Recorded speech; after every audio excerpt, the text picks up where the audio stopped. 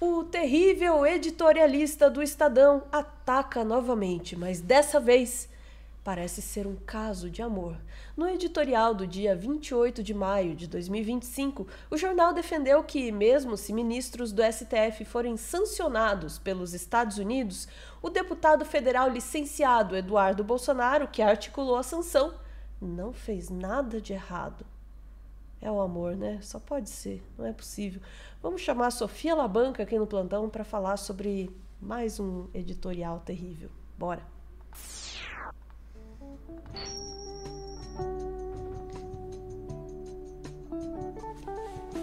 É a trilha sonora, né?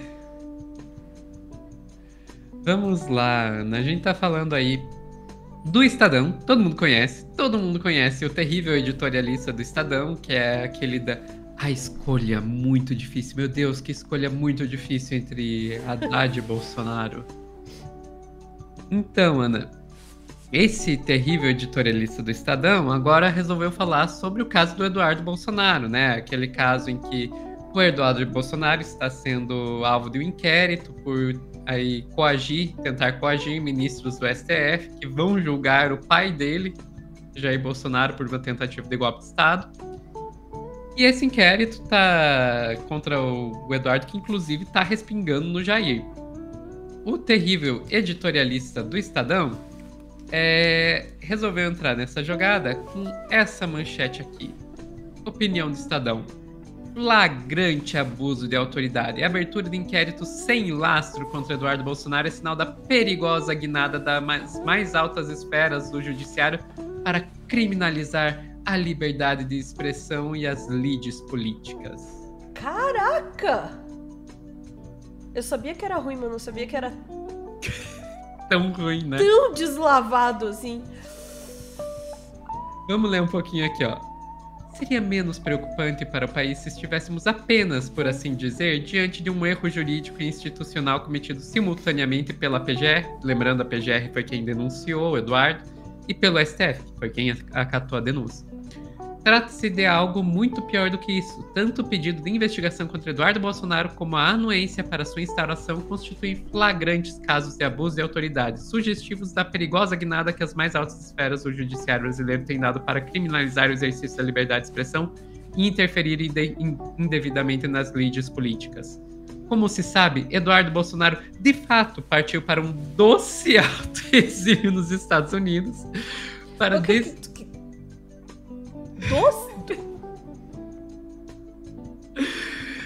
para desilar liderar uma campanha política contra o STF, a PGR e a Polícia Federal. Instituições tidas como algozes e seu pai e aliados, todos os réus em ação penal por suspeita de envolvimento até a medula numa desabrida tentativa de golpe de Estado. Dito isso, como a própria peça da PGR deixa claro, tudo o que o chamado 03 tem feito nos Estados Unidos não passa disso, de manifestações de cunho político por meio de postagens nas redes sociais, gravações de vídeos e entrevistas. Ao que consta, por mais sórdidos e injustos que sejam os termos, isso não é um crime. Cara, é incrível. Eles basicamente dizem: sim, ele fez tudo isso mesmo. E daí? Mano, vamos lá, Ana. Eu acho que vale aqui a gente fazer uma leve retrospectiva das provas que o Eduardo Bolsonaro e o Jair Bolsonaro criaram contra si mesmos, tá?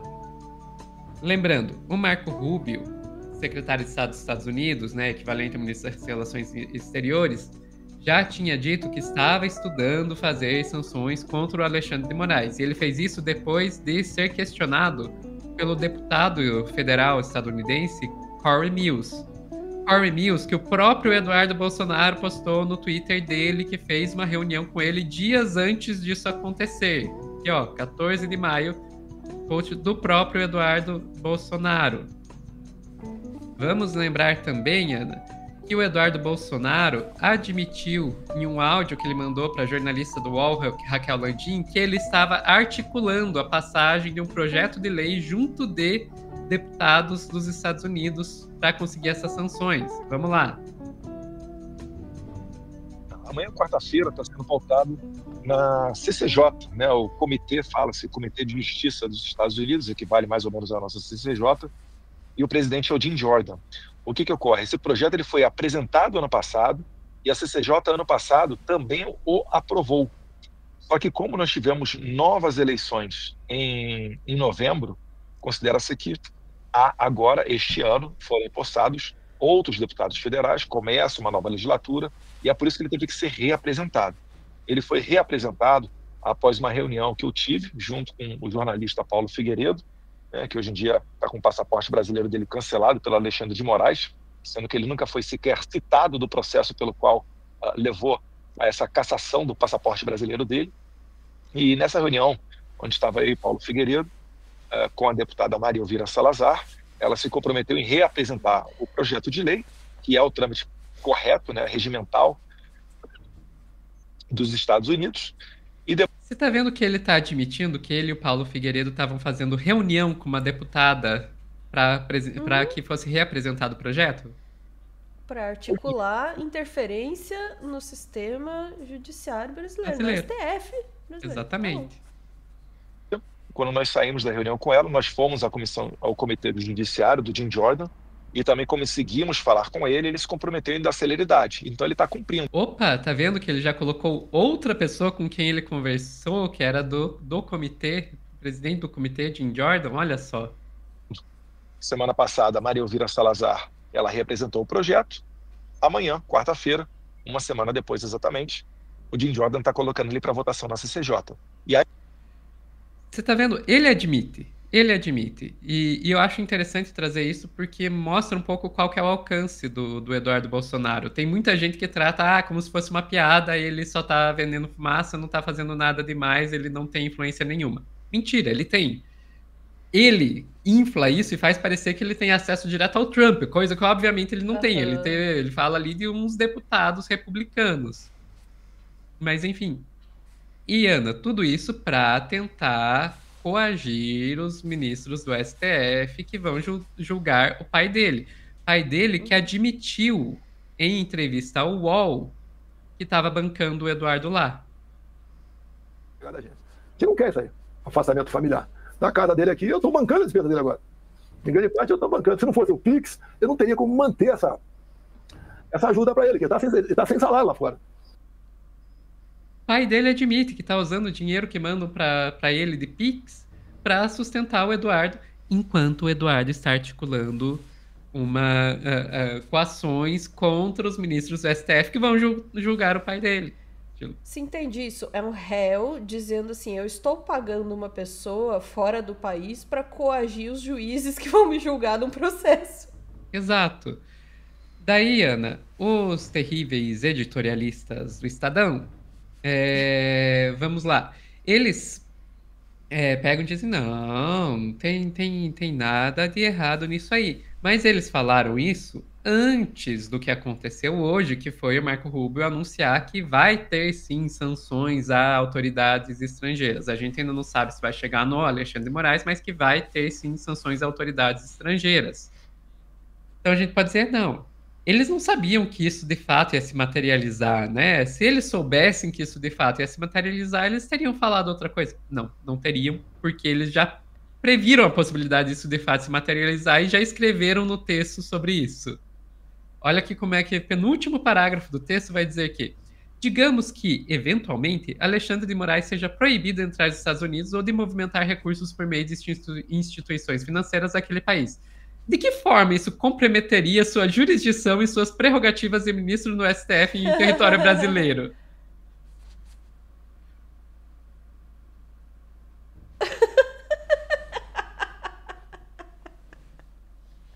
Acho que deu um probleminha no seu microfone, Sofia.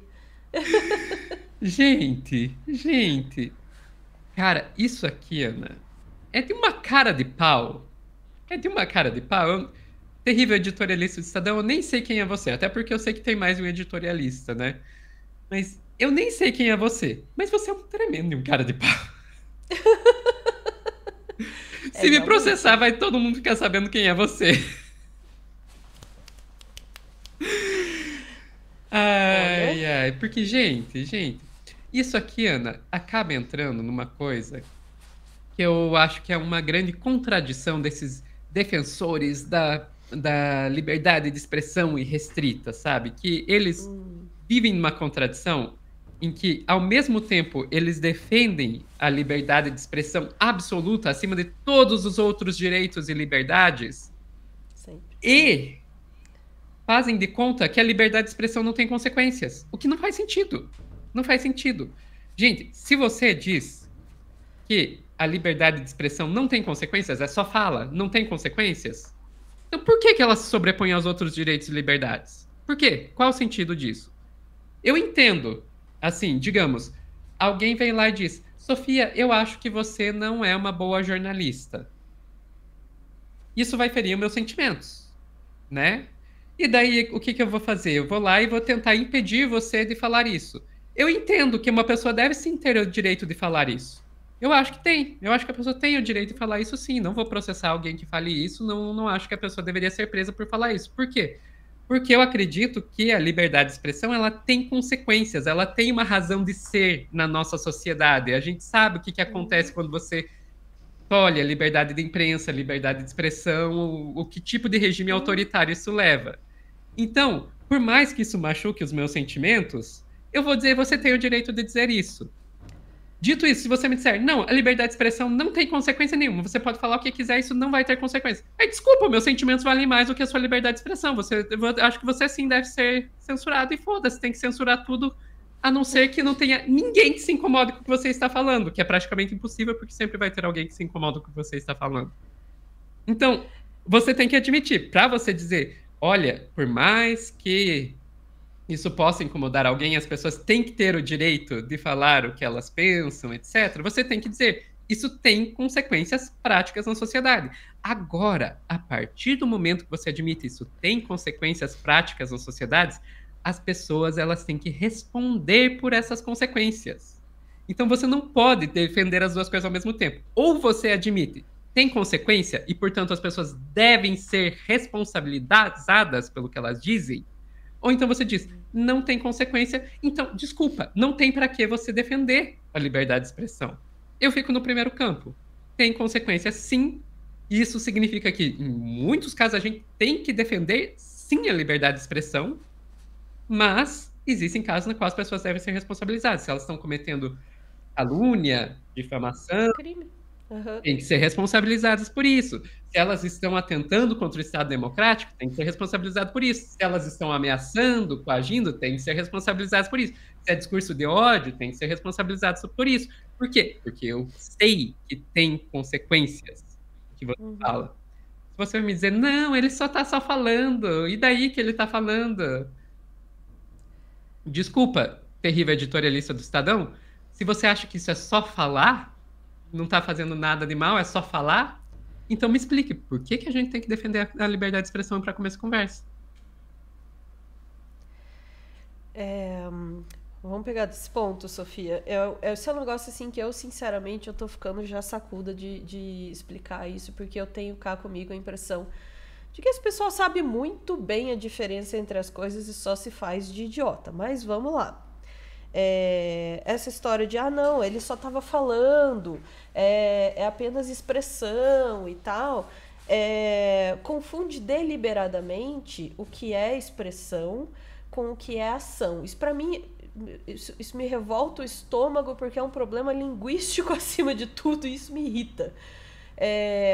Veja, eles passam a um estado de coisas em que qualquer ação, qualquer coisa que seja feita através de palavras, de fala ou de palavras escritas, é como se fosse ficcional, como se não fosse real, entende? Então, pode qualquer coisa, se for falado ou escrito, pode qualquer coisa. Então, a única coisa que seria passível de punibilidade seriam coisas praticadas pelas mãos, pelo corpo. Então, se eu der um soco na cara de alguém, é uma ação, mas se eu falar que essa pessoa roubou alguma coisa, que ela se apropriou indevidamente de alguma coisa, eu estou apenas expressando uma opinião. Isso não é uma opinião. Veja, dizer, como você deu um exemplo, né? Dizendo, eu acho você uma péssima jornalista. Isso é uma opinião. dizer, Ana, você roubou isso, isso e aquilo, ou você matou alguém, isso é crime, isso existe, isso está tipificado, entende? E essas coisas são ações, e não é porque são feitas, essa parte que já me aborrece de repetir, mas eu vou repetir mesmo assim, por mais que sejam realizadas através de palavras, são ações, e esse não é um conceito que é estranho pra gente, tá? A gente pode não conhecer o termo para isso, que são palavras performativas, pode não conhecer, mas todos nós estamos acostumados a agir através de ações. Quando a gente diz eu prometo, quando a gente diz, mesmo quando a gente diz cumpra-se, que eles, né, estão acostumados a ver no direito, são palavras que realizam ações, né? Ou o clássico, eu autorizo, é uma palavra que produz uma ação também. Eu aceito no casamento? Eu aceito, exatamente, né? Tudo isso é feito através de palavras e ação. Então, olha, vou passar 50 horas do ponto que você pegou no meu nervo linguístico aqui. Não lembro nem onde que eu tava indo. Vamos voltar pro terrível editorialista do Estadão. Eu só queria focar numa coisa. Duas coisas, na verdade. Primeiro, já que a gente está falando de linguística, de palavras, me chama muita atenção o estilo do texto. Você vai me desculpar, mas assim... Doce Altexílio.